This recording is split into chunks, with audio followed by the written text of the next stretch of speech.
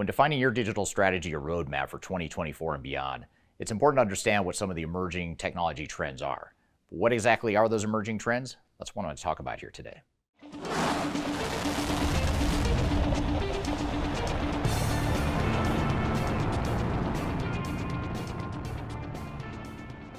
My name is Eric Kimberling. I'm the CEO of Third Stage Consulting. We're an independent consulting firm that helps clients throughout the world reach their third stage of digital transformation success.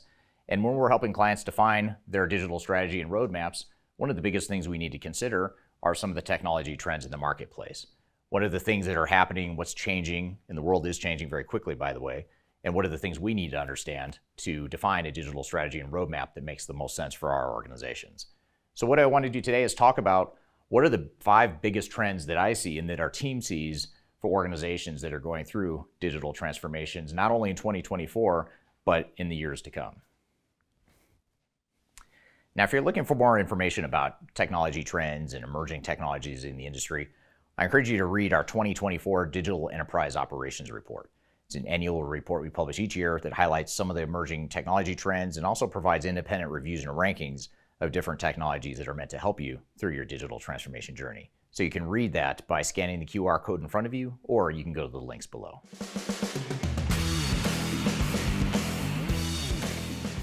In 2023, we really saw a breakthrough or a tipping point of ChatGPT, OpenAI, and other artificial intelligence solutions at the consumer level.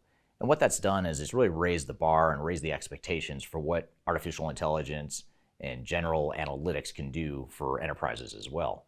And so what we expect to see in 2024 is that now that people understand at the consumer level how to use ChatGPT and how DALL-E and other types of OpenAI solutions can help them in their personal lives, now you start to see people connect the dots with how enterprise solutions can also leverage AI, analytics, business intelligence, and other sorts of emerging technologies that have been around for a long time, but they've been misunderstood or under-deployed throughout organizations. So as we look to 2024 and beyond, this is where we really start to see, and we expect to see, some material advancements in the use of AI throughout enterprises. This goes both for how enterprises leverage technology themselves, but also for how ERP vendors and other enterprise technology providers incorporate AI into their solutions. Now that more of us understand what AI can do and they understand the OpenAI model and ChatGPT and other types of emerging tech, now we've really raised the expectations for what enterprise technology can do as well. So look to 2024 to be the year that artificial intelligence and analytics really reaches that tipping point of adoption at the enterprise level.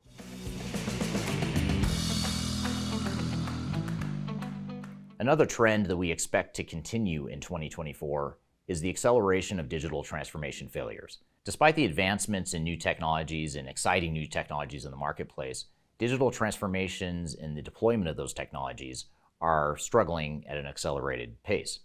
There's a few reasons for this. It's not because the technology is lacking in most cases. The real reasons why digital transformation failures are increasing are threefold.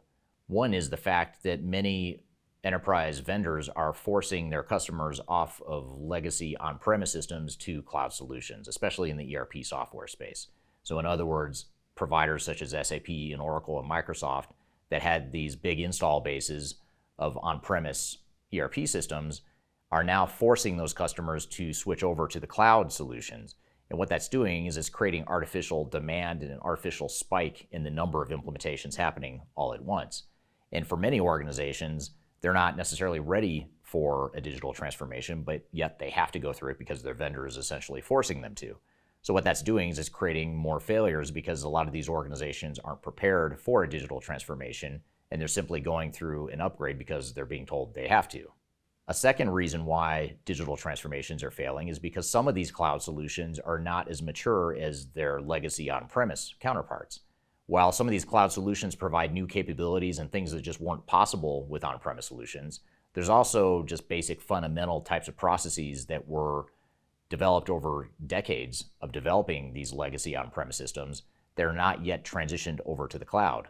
So until these software vendors, these legacy vendors, transition all of their functionality and capabilities over to the cloud, you're just going to see bigger capability gaps between what they had yesterday versus what they're going to have tomorrow with their technologies. And then finally, another reason why digital transformations are increasing is because of some of the labor shortages that are being caused by this artificial spike in demand for digital transformations. In other words, there's a shortage of consultants that know certain types of technologies because there's so many transformations happening at once as organizations scramble and sort of rush to go through their transformations. It's a lot like 1999 going into Y2K all over again, if you're old enough to remember that, where you had a spike in demand and not enough consultants and not enough resources to support all the projects that are happening. So for this reason, we expect to see the per capita rate of digital transformation failure to continue increasing. And this is a trend that we saw start really in 2023, and we expect to see that to continue and accelerate in 2024 and beyond.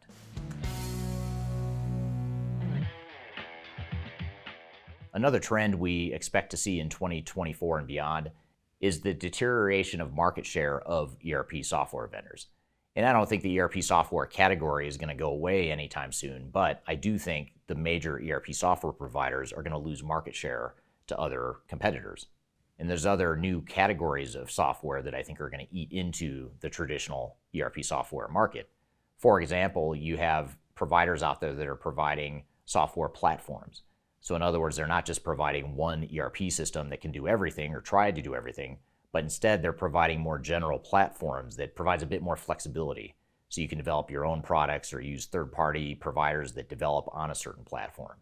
Probably the best known example of this is Salesforce. Salesforce has a Force platform that they built Salesforce on, but they've also opened it up to third-party developers and even their own customers to develop different types of products and different capabilities that the Salesforce CRM system can't do. And that really allows organizations to have flexibility to develop things that maybe haven't been developed in the past, or to leverage third-party developers that have off-the-shelf solutions built on that same platform. So it gives organizations a lot more flexibility and a lot more options than a traditional ERP system. A second category of software that is chipping away at traditional ERP systems is the best-of-breed model.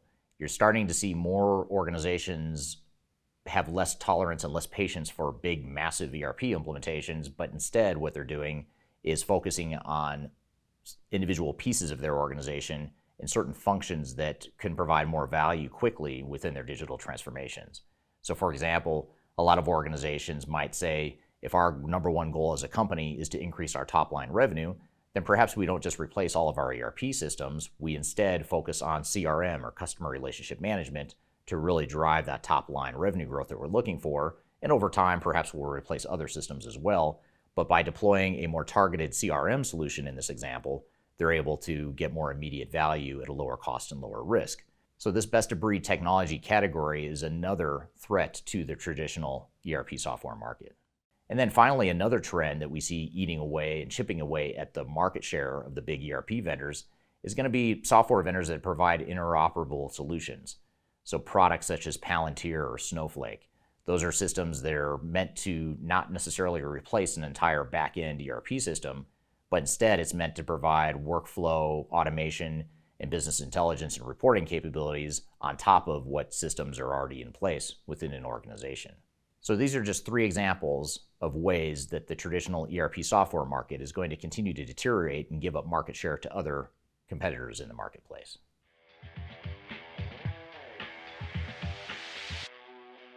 Another trend to be aware of is the whole software platform trend. And I talked about this in the previous point about a category of software that was chipping away at the ERP software market.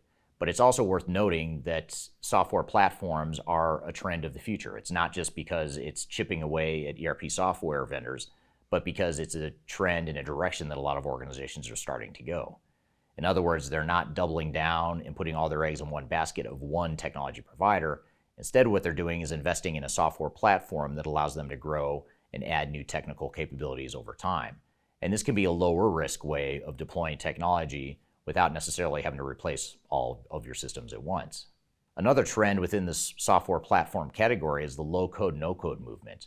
You're starting to see a lot of software vendors that are providing low-code, no-code options, which really essentially allow you to deploy new technologies and provide flexibility for those new technologies without necessarily needing to customize or have deep technical capabilities to support it or change the software. So low-code, no-code is a big movement that we're seeing in the market as well. And I sort of lump that into a software platform category, even though many would say that's its own separate category. but it's also something that's being deployed and integrated within other ERP and other types of enterprise technologies as well. So look for software platforms to gain more traction and more momentum in 2024 and beyond.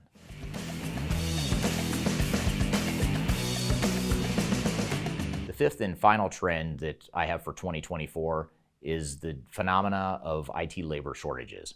We're already starting to see it here in 2023, and I expect this to continue and accelerate into 2024, which is it's hard to find good IT talent. In fact, it's hard to find good talent anywhere, not just in IT, but on other functions as well, and a lot of organizations might agree with that.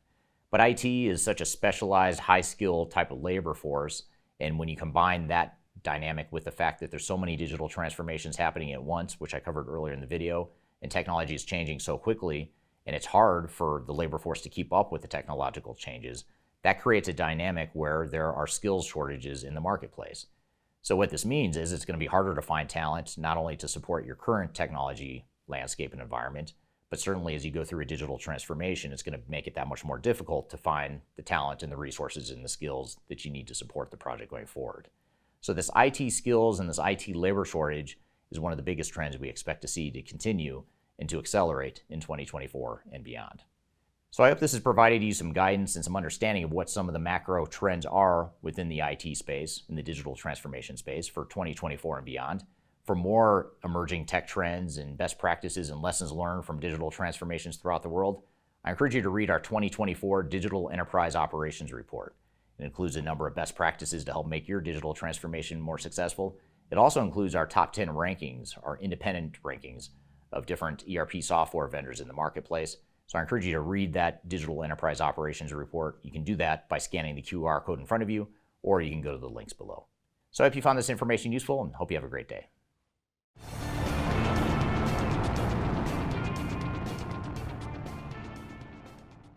In the marketplace. What is this? Close. Is the now that you said the adoption and the deployment of those technology, the general trends are in the marketplace. What do I? Oh, it's okay. That just.